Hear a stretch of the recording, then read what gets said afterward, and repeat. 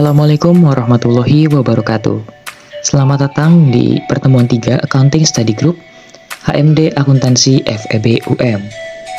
Nah, pada pertemuan-pertemuan sebelumnya, teman-teman sudah belajar tentang jurnal penyesuaian dan juga akuntansi untuk perusahaan jasa, serta akuntansi untuk perusahaan dagang. Nah, sekarang kita masuk ke materi tentang penyelesaian siklus akuntansi untuk perusahaan dagang. Yang pertama di sini ada adjusting entries atau ayat jurnal penyesuaian. Nah, perlu kalian ketahui bahwa pencatatan persediaan itu ada dua sistem. Yang pertama yaitu sistem periodik dan yang kedua yaitu sistem perpetual. Untuk pencatatan sistem perpetual ini, perusahaan bisa mengetahui harga pokok penjualan untuk barang dagang di setiap waktu. Nah, di sini kita bahas untuk yang sistem perpetual. Di sini, perusahaan yang mencatat persediaan dengan sistem perpetual harus melakukan penyesuaian atas persediaan agar jumlah persediaan yang ada di catatan sesuai dengan persediaan aktual yang ada.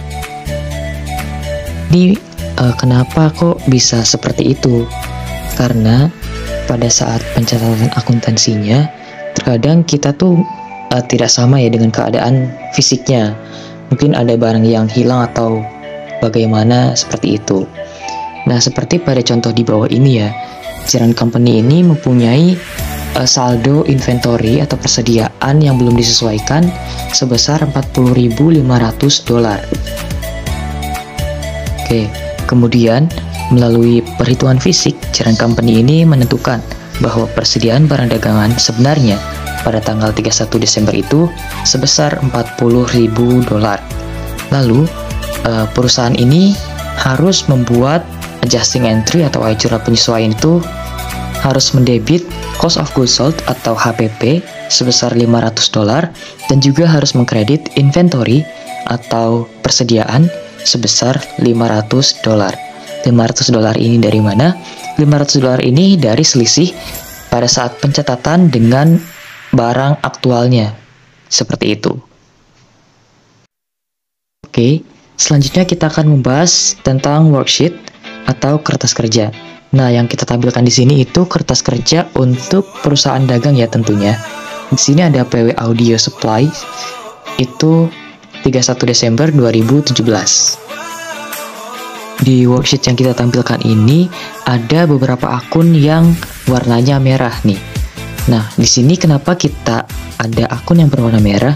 Itu sebagai tanda untuk membedakan bahwa akun-akun ini akun-akun yang ada di perusahaan dagang. Nah, sedangkan akun-akun yang lainnya itu ada juga di perusahaan jasa, seperti itu ya. Contohnya, di sini yang berwarna merah itu ada inventory. Selanjutnya ada sales revenue, sales returns and allowance, sales discount, purchase returns and allowance, purchase discounts, dan freight in. Oke, setelah sebelumnya kita membahas tentang worksheet, sekarang kita akan membahas tentang income statement atau laporan laba rugi. Di sini untuk yang perpetual system ya. Nah, dalam laporan laba rugi ini terdapat beberapa komponen. Untuk yang pertama, di sini ada komponen sales. Nah, untuk sales sendiri di sini yaitu ada sales revenue dikurangi dengan sales returns and allowance dan juga dikurangi sales discount. Maka hasilnya itu akan menjadi net sales atau penjualan bersih. Oke, selanjutnya yaitu ada perhitungan gross profit atau laba kotor. Nah, untuk menghitung laba kotor atau gross profit sendiri yaitu dengan cara net sales atau penjualan bersih dikurangi dengan cost of goods sold atau yang sering kita kenal HPP atau harga pokok penjualan.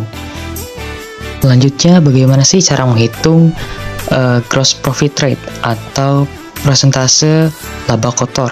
Nah, untuk caranya sendiri yang pertama itu gross profit atau laba kotor dibagi dengan net sales atau penjualan bersih dikali dengan 100%, maka itu akan menghasilkan gross profit rate atau persentase laba kotor. Seperti contoh di sini gross profitnya yaitu 144.000 dibagi dengan net sales yaitu 460.000,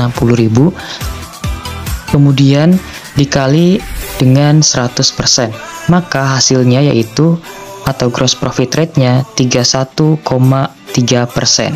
Seperti itu. Oke, untuk yang selanjutnya yaitu ada operating expense atau beban operasional. Nah, di sini beban operasional itu contohnya ada beberapa ya. Contohnya ada salaries and wages expense, utilities expense, advertising expense, depreciation expense, freight out, dan juga insurance expense.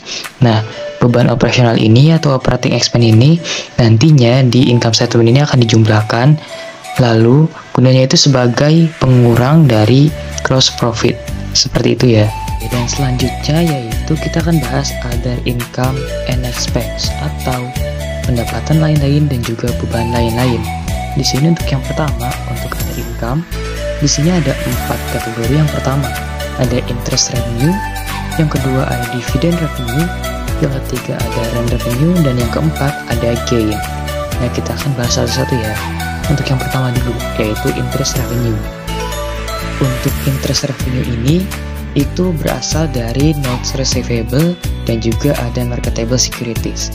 Nah, untuk note receivable ini atau disebut juga dengan piutang wesel. Nah, piutang wesel ini kan nantinya akan menghasilkan bunga tertentu dan juga pada tingkat persentase bunga tertentu. Kemudian juga ada juga surat berharga seperti itu. Kemudian yang kedua itu ada dividend revenue. Dividend revenue ini berasal dari investasi pada saham biasa. Nah, untuk saham sendiri di sini kan ada 2 macam saham. Yang pertama itu ada saham biasa dan juga ada saham preference. Nah, untuk dividend revenue ini itu berasal dari investasi pada saham biasa atau ordinary shares, seperti itu. Lanjut yang ketiga yaitu ada rent revenue. Ini seperti yang kita tahu itu berasal dari subleasing a portion of the store atau menyewakan kayak sebagian toko atau bangunan seperti itu ya. Selanjutnya yang keempat yaitu ada gain. Itu berasal dari penjualan PPE atau property, plant and equipment atau aset tetap seperti itu. Selanjutnya kita ke other expense atau beban lain-lain. Untuk yang pertama di sini ada casualty losses atau seperti kerugian itu yang disebabkan karena adanya vandalisme atau adanya kecelakaan.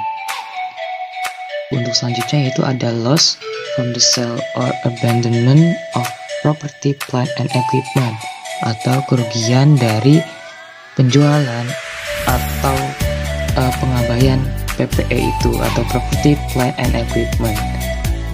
Dan yang ketiga di sini ada loss from strikes by employees and suppliers atau kerugian yang diakibatkan karena adanya pemubukan oleh karyawan atau dan juga oleh suppliers atau pemasok. Oke. Nah, karena sebelumnya kan sudah belajar mengenai komponen-komponennya ya yang ada di laporan laba rugi atau income statement. Nah, di sini ditampilkan untuk laporan laba rugi secara keseluruhan yang terdiri dari komponen-komponen yang sudah dibahas tadi.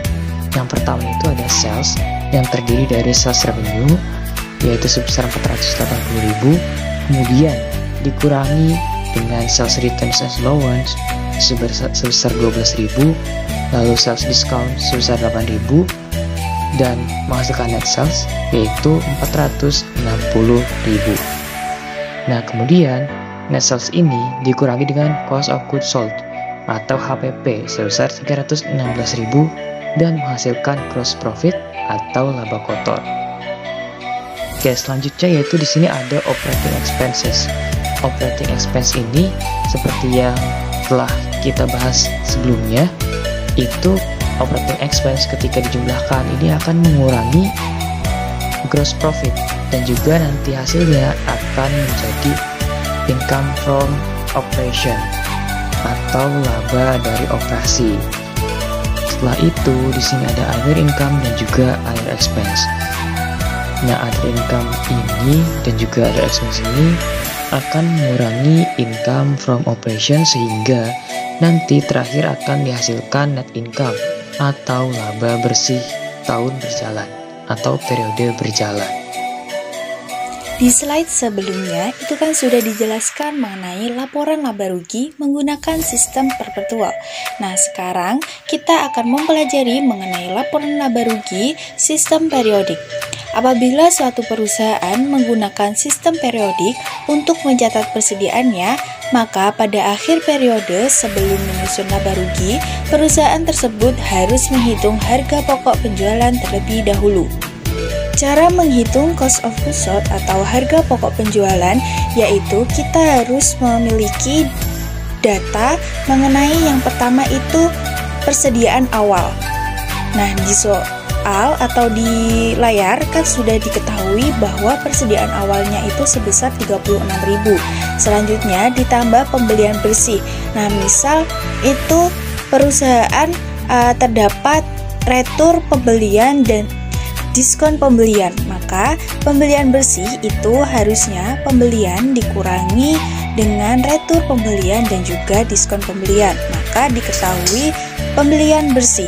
Nah, apabila perusahaan tersebut terdapat freight in atau beban angkut pembelian itu menambah dari pembelian bersih.